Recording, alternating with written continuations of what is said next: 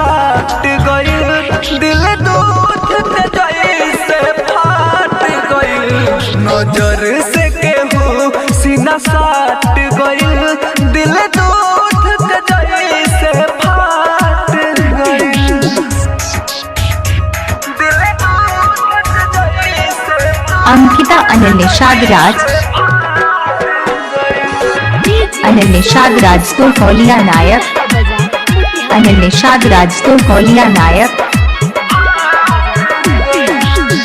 प्यार में हमारा काहे हर जाई लगवल हो दिलवा में आग हो लगवल हो दिलवा में आग हो गम के धुआं लागल दिल पर पागल भइल दिमाग हो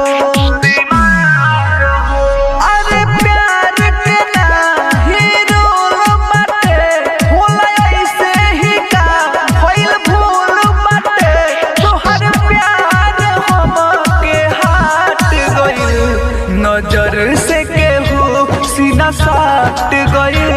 दिल दूध के जैसे फाट गइल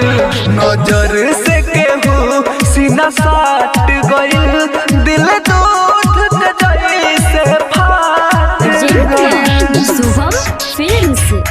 नजर से केहू सीना साट गइल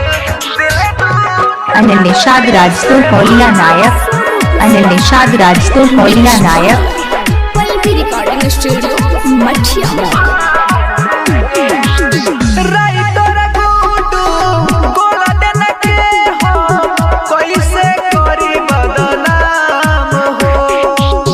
कैसे करी बदनाम हो अमरजीत अकेला बड़ी तोरा पेला पियटावे गमावा में जाम हो हमरा प्यारे में बुरा हाले बा कैसे के जी अब काले बा दिल दो सहारा के जिंदगी में आट गइल नजर से केहू सीना साट गइल दिल दूध के जैसे फाट गइल